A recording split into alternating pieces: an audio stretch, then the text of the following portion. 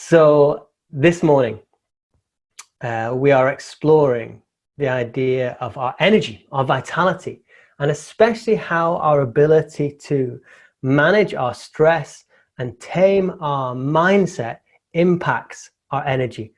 Because the way we feel is driven by how we think, and the way we behave is driven by how we feel. We think a thing, makes us feel a thing, we feel a thing, makes us behave a certain way. And if we know that our thoughts, the way we think, are just stories, that we do have the power to change, then we can shine. We can create energy that gives us a greater, happier, more meaningful experience of life, and crucially, creates a better impact on those we interact with. We do not need to take our thoughts so seriously. Just because you're thinking it doesn't make it true. Just because you're thinking it doesn't make it helpful. It's just your perspective, the way you see the world. It's really crucial that we develop the skill that Aaron Beck found, our ability to question these thoughts, not just accept them on face value. It turns out, I love this, 93% of the things we worry about are irrelevant to people. And it matters because our brain responds to the stress of a work or a life threat, like the threats we feel we're facing through this coronavirus crisis, in the same way as our brain was programmed to respond to our cave person threats of attack from a tiger or attack from a warring tribe. We don't see a difference between a physical attack and an attack to our ego. We're going to fight, flight, or freeze. But the problem is our body overreacts and we're going to fight and flight too much. That's what's happening during this coronavirus crisis as you're experiencing more stress than you want to. And it's incredibly bad for us. Stress shreds the immune system. We get flooded with adrenaline, noradrenaline, cortisol, all incredibly helpful to make us act and fight or run away from a tiger. Not helpful to help us deal with these long-term challenges that we've got.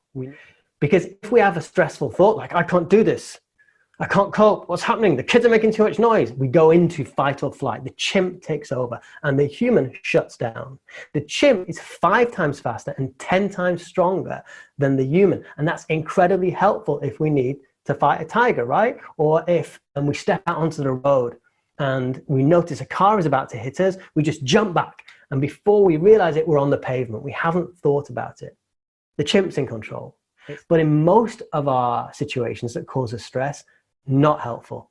If you get an RC email and you think, right, I'm going to reply to that, and what they don't know is this, and you should know this, or you post on Facebook something, that's just nonsense. And you look back at it 15 minutes later, you think, whoa, you hope you didn't send the email.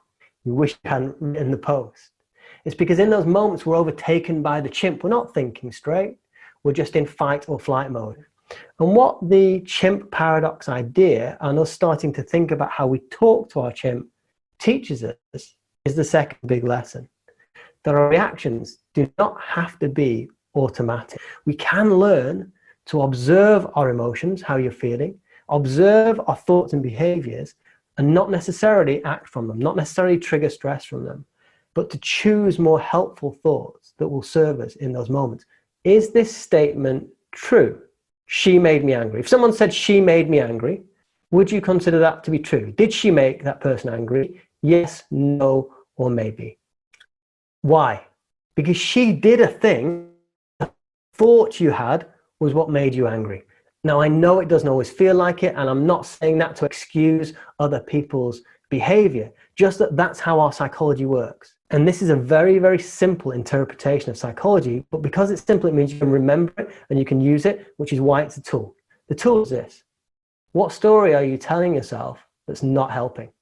Whatever that situation is that you're in, what story are you telling yourself that's not helping? And then you go, okay, fine. What story might be more helpful? Not all stories are created equal. Some mindsets are more helpful than others. Here are some of my favorite mindsets, favorite thought patterns that I gathered over the last 20 years to program ourselves for right now. See. What if good and bad weren't as clear as we thought they were? What if we had more power than we realized to tame the stories in our head, and through that, to drive how we feel and how we behave? I wish you luck and happiness. Stay safe.